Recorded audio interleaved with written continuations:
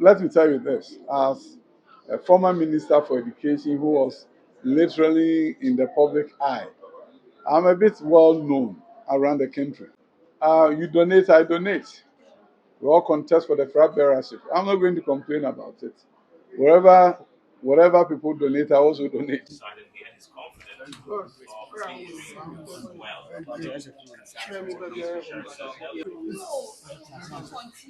Incoming.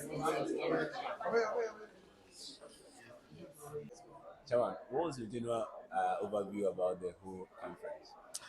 I think it was well organized. The branding featuring our previous leaders.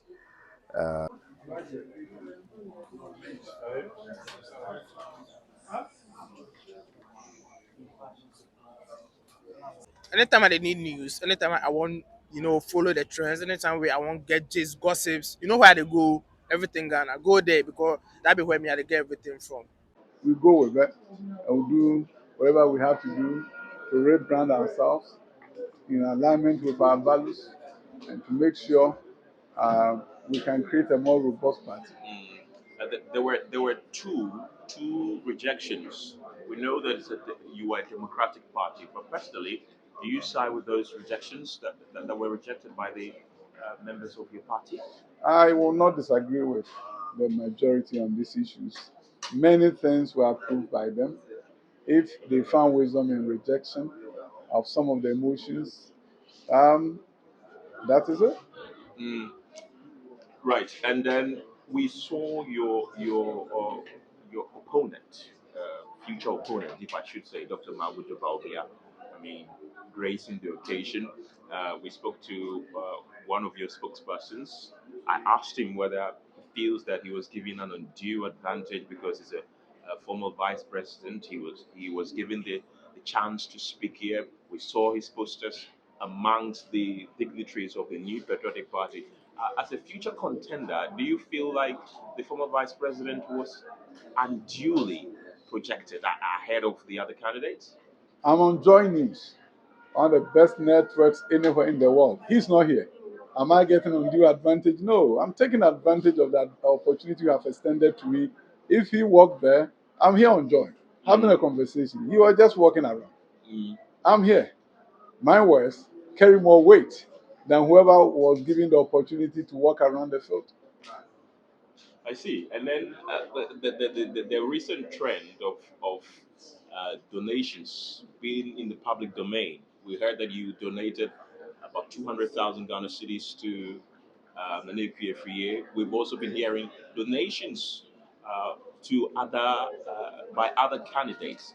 Is it something that is a worrying trend that you think should be addressed? It's like people are fighting that, okay, I want to be the flag bearer of the party, so I'm donating this. It's like you are now in a competition, not you. I mean, the aspiring flag bearers are now in the competition as to who is the highest bidder.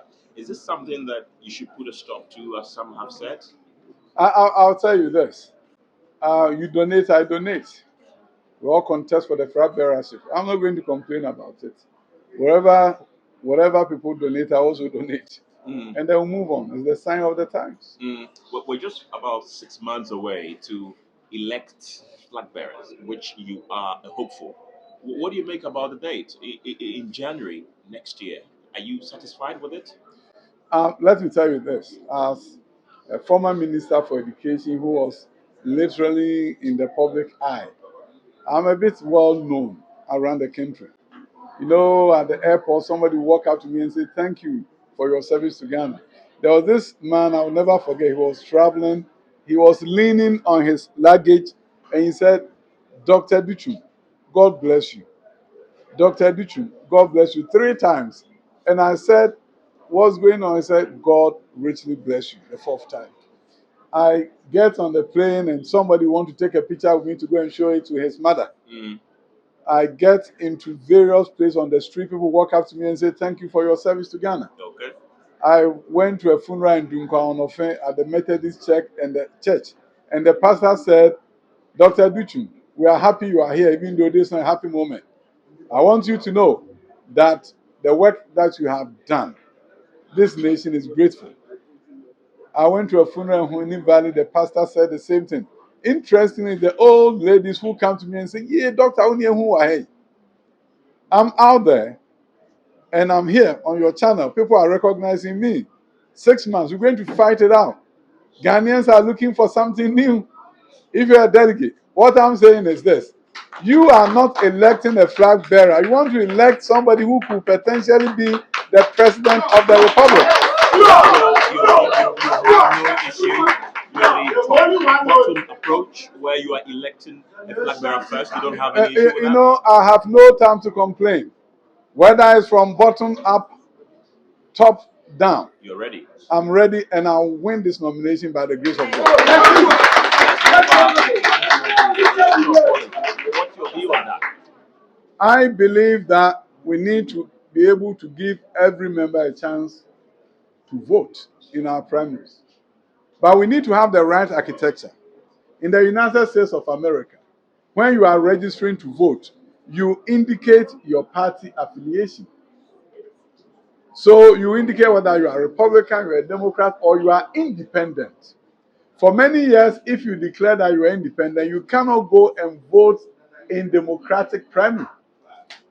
You cannot vote in the Republican primary. These days, they are making some changes in some states. But essentially, if the Electoral Commission, there will be a law that says you need to allow every voter to designate their party. Then when you do one man or one woman, one vote, you can't have somebody who is an NDC sneaking to register as NPP and voting in your party. Okay. Especially in the urban areas. In the rural areas, everybody knows everybody. But when you come to Medina and somebody come out to register as an MPP, you don't even know he has also registered as NDC. He will vote in MPP primary and select a candidate that he thinks can lose to NDC. So when you don't have the ecosystem in place, one man, one vote is difficult. Therefore, you may want to look at other ways of expanding the college without impairing the opportunity for your members to vote for a candidate that they want. So there's wisdom in expanding, but you have to do that carefully so that you don't create a situation where people are crossing over. Okay. And then voting for somebody that they want to select for you because they think that person will be easy to beat. So I can understand the frustration of those who says that let us wait and create the architecture first, a thorough voter, a party register, which is uncontestable. And under those circumstances, one woman, one vote, one man, one vote can become a reality for our party. I believe in expanding the base for more people to come to vote. But I also understand that if you are not careful, you hurt yourself. Your former boss, President Kufuor, who you served as Deputy Education Minister and Substantive Education Minister subsequently, and former President John Kufuor, former Speaker of Parliament, Professor Michael Quay, they were all not here. Do you think that takes anything away from this conference? Oh, I know that there were circumstances that prevented their coming. And I heard a video clip that was played. I also have the chief of staff who came to speak on behalf of the president. I think the party did everything possible under the circumstances. Their absence is not good. We miss them. But they have to do this under some limited situations that prevented their presence here. And they were with us in spirit. And they were here with their speeches. And I think we've heard them loud and clear. And wherever they want the party to be, we'll make sure it becomes. You say that you're confident of victory in January. By how many percent are you winning this flag bearership race? I will not give you a percent. I have not calculated the percent. I'll not make any estimate here, projection here. I know I'm on Joy News. You are the ones who do fact check. So if I give you a percentage and after I win, I don't mean that. They will say, he said he was going to get 70%. But I know Joy News. When I was a deputy minister, your studios were the place where I literally lived. So I won't project, but I will win. Okay. All right. Dr. Yeah, I'll say an aspiring flag bearer. Kindly leave the microphone in the table for us. So he's been sharing what he thinks of the outcome of this particular delegate conference. He's happy with what has been decided here and is confident of things going well. So he's been sharing that. Chairman, what was your general overview about the whole conference? I think it was well organized. The branding featuring our previous leaders, our heroes.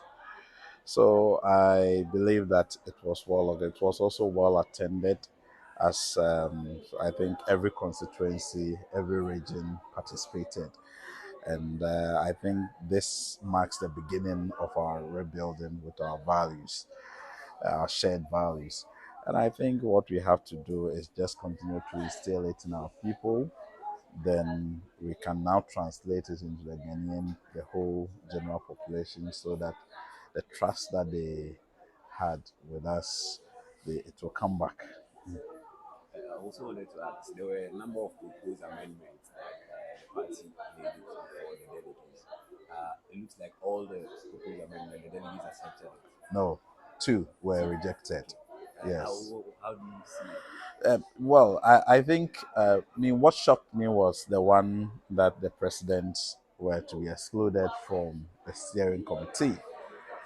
I think that shouldn't have been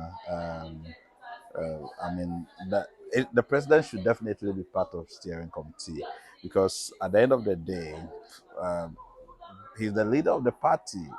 But I think what the people wanted was separation of power. Maybe if you were chairman, then you continue with your chairmanship job rather than. So I think maybe that is it. But again, my position is that the president should have been part of the steering committee at all material times. So the Yeah. 31st January primaries. I support it fully. I think for me, it's innovation. See, we need to think outside the box. I believe that it will a lot of benefits to that. I mean, once we do it, to me, it will even curb the monetization of our internal elections. Because at the end of the day, if we have a leader, everybody will be working for the leader, and people will not need to go and support the police station executives. You see, so I think that that will help us a lot. I believe it will help us a lot. Yeah. Going forward, what are your chances in the party? Are you going for a new position? No, Do you, no, so probably it's an no, exit no, in no. politics. Pardon? It's an exit in politics. Exit? How do you mean exit in Well, politics? I will not exit politics. Why should I exit politics? it looks like you were into the politics. You were a chief executive officer. Yes, yeah. You see, so that's what I'm saying. You see, I've always been. See, I was the secretary of the party in the UK. Okay. Okay, I was the secretary of the party. I was the director of communications for Manchester. I was the assistant secretary for Leeds. So when I was TESCON in UCC, I was one of the leaders. So I have gone through all the ranks. Just that you see, I'm that quiet type that I don't really. I think through things before I come out. But that has been. But once I'm at a position of my professional endeavor, I try to serve. So that's what I normally do. We wish you all the best. Okay, thank you so much. Thank you. Thank you.